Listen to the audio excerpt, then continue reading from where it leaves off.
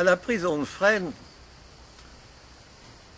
nous n'avons jamais très bien compris pourquoi.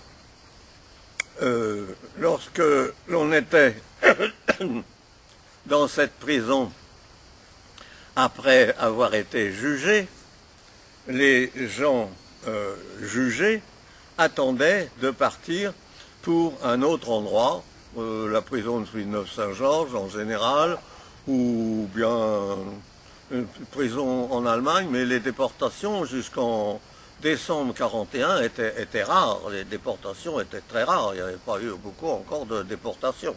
Elles ont commencé presque un an après.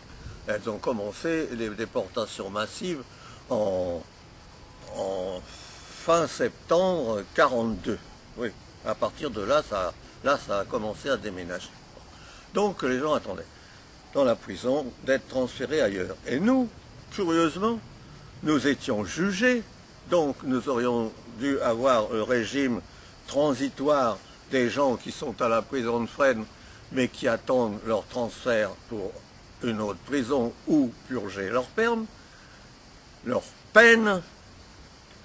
Et nous, notre jugement était cassé. Donc nous étions revenus au statut de prévenus et nous aurions dû normalement être remis au secret pour une réinstruction de l'affaire. Eh bien, ça n'a pas été fait. Ça n'a pas été fait. On est resté comme si on était jugé en instance de départ pour un autre endroit, alors que c'était plus du tout le statut légal, et on est resté à la prison de Fresnes. Alors, les gens qui étaient à la prison de Fresnes, les garçons qui étaient à la prison de Fresnes, et qui attendaient leur départ dans une autre prison, étant donné qu'ils n'étaient plus obligés au secret, pouvaient fréquenter, aller, venir, et étaient employés par les Allemands comme ce qui s'appelle auxiliaire chez les Français et qui s'appelle calfactor chez les Allemands. Donc tout le monde était calfactor. On se promenait librement dans la prison, librement, s'entend évidemment, avec certaines exclusions, certaines difficultés, certaines défenses. Et librement, on montait, on descendait, on changeait d'étage, on se promenait sur les couloirs, etc. Et on servait à l'entretien du bâtiment intérieur. Un hall de la prison de Fresnes, ça doit faire entre 120, 130 mètres de long, sur une quinzaine de mètres de large, et c'est carrelé. Et il fallait que ça soit nickel, comme on dit, c'est-à-dire qu'une fois par semaine, cet immense espace de 150 mètres sur 15, nous le lavions, évidemment à plusieurs. Lucien Francia et moi, on aimait assez bien ce boulot-là, alors on allait chercher quelques copains pour nous aider, et puis on faisait le lavage du hall. On aimait bien ce boulot-là parce que ça nous permettait beaucoup de mouvements, beaucoup d'exercices. C'était très dur, hein. On passait plusieurs heures courbés en deux pour frotter le carrelage, ramasser l'eau qu'on jetait à plein seau avec d'énormes serpillières et puis des grands balais-brosses.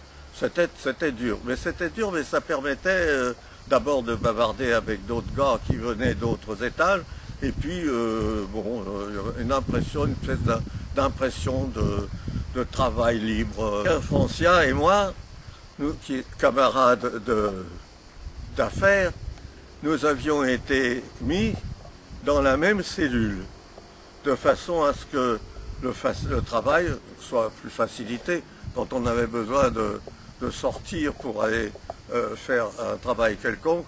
Bon, ben, il n'y avait qu'une porte à ouvrir, on sortait tout de suite.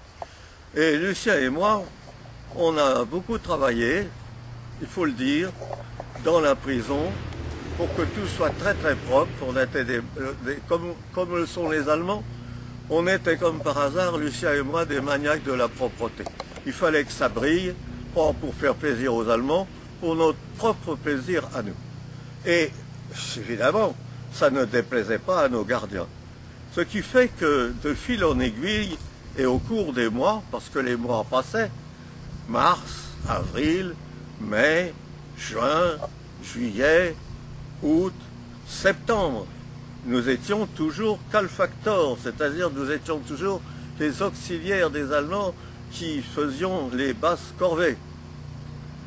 Et on avait, n'ayant jamais fait de grosses bêtises, on avait fini par acquérir une confiance assez extraordinaire de la part des gardiens et du fameux Stabsfeldwebel Reich qui faisait peur à tout le monde, même à ses subalternes, sauf à un qui s'appelait Gilles, qui était un grand catholique pratiquant, qui détestait le nazisme et qui avait un frère dominicain, qui était le chef du 5e étage, avec un Gefreiter qui s'appelait August Wilken, des Gefreiter c'est caporal, et qui lui aussi était un pratiquant, qui baladait tout le temps avec son chapelet à la main. C'était l'étage catholique anti-nazi de la prison.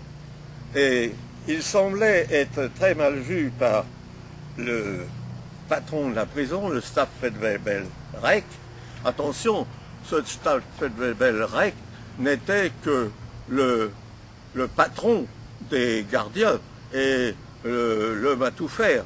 Il n'était pas le grand chef de la prison. Le grand chef de la prison, c'était un capitaine, Ullmann. Et il semblait qu'il y ait un gros différend entre Gilles, l'anti-nazi catholique, et Reich, qui, je crois, était d'origine autrichienne, car il avait été toujours sanglé. Il était grand, très grand, hein, près de 2 mètres, mince, un très bel homme, une belle gueule d'homme, et toujours impeccablement sanglé dans un uniforme Feldgrau, un uniforme vert, mais à tendance armée autrichienne. La casquette n'est pas la même, le pantalon n'est pas le même, le ceinturon aussi, etc. Je pense qu'il était autrichien d'origine. Et ce type faisait peur à tout le monde à cause de sa grande gueule. Il braillait, c'était quelque chose d'invraisemblable, après tout le monde. Et puis, il avait la réputation d'être très méchant et très mauvais. On a eu, Lucien Francia et moi avec lui, quelques démêlés, quelques aventures, mais aussi quelques trucs sympas. Un jour, il nous dit, Paul, François, parce que Francia, il l'appelait François. Paul, François, comme, Dick Waschen. Je le dis en allemand parce que si je le dis en français, vous n'allez pas comprendre la blague. Dick Waschen. Et en allemand, Dick, ça veut dire grand, et Waschen, ça veut dire lavage. Et Lucien et moi, on comprend, venez faire un grand lavage. On le suit. On arrive à l'extérieur du bâtiment de la prison, sur la galerie qui permet de surveiller les cours, les cours de divertissement, les cours de promenade. Et là, il y avait un énorme berger allemand. Et le Stabsfeldwebel, on l'appelait le Stab, c'était plus court, crie « Dick, Dick, Dick, comme, Dick, comme !»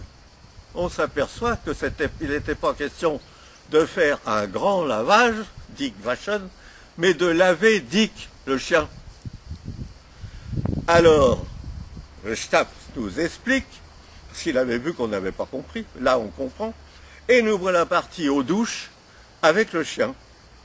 Et il nous donne de la lotion, il nous donne une brosse, et puis il nous recommande surtout de bien le laver à tel ou tel endroit, etc., de faire attention, il avait une petite blessure, et nous voilà, Lucien et moi, à poil, non pas à poil, en short, c'était en plein été, en short, dans les douches avec Dick. Alors évidemment, on le lave comme il faut, etc. Ce chien était avec nous adorable. Il nous faisait des grandes joies, il nous donnait des grands coups de lèche, etc. etc. Très drôle. Le Stabsfeldwebel vient voir si ça allait. Il est très content de nous. On était en train de rincer le chien. Il nous dit, c'est bien, vous avez très bien, oh, il est beau, Dick, ah, bien Dick, comme Dick. Hein, bon. Et nous, il nous dit qu'on avait très bien fait notre travail. Bon. Et puis, on s'en va. On a revu Dick une ou deux fois pour faire à nouveau Dick Vachon, etc. Et un jour, on me donne à nettoyer des espèces de paillassons. Je me dis où nettoyer le plus facilement possible ces paillassons. Oh ben tiens, je vais aller sur la galerie de surveillance des cours de promenade. Là, je serai à l'air et je pourrai secouer mon paillasson sans envoyer de la poussière partout qu'il faudra après ramasser. Alors je m'en vais avec le paillasson, 2 paillassons, sur cette galerie de bois qui donnait sur le grand air, et je me trouve nez à nez avec Dick. Bon, bonjour Dick, Dick me reconnaît très bien, il me fait fête, des grandes lèches, des grandes manifestations, il me saute, il me met les pattes sur les épaules, enfin l'amour parfait, je le caresse, je lui gratte la tête, etc.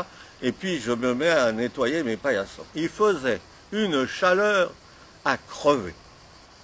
J'étais en short et en tricot de corps, je retire le tricot de corps, je l'accroche quelque part, je continue à m'occuper de mes paillassons, Dick se couche à quelques mètres de moi, je continue, et il faisait tellement chaud, qu'à un moment je me dis, puisqu'il n'y a absolument personne dans le coin que le chien, je me fous à poil, c'est comme ça que je serai le mieux. Je retire le short, je retire le slip, et à ce moment-là, Dick se lève et me bondit littéralement sur les parties. J'ai tout juste le temps de mettre mon short entre sa gueule et mes parties pour éviter la morsure, et je renfile le slip, le short, en tournant le dos à Dick à toute vitesse, et une fois que j'ai eu renfilé le slip et le short, Dick est retourné s'asseoir à la place qu'il occupait.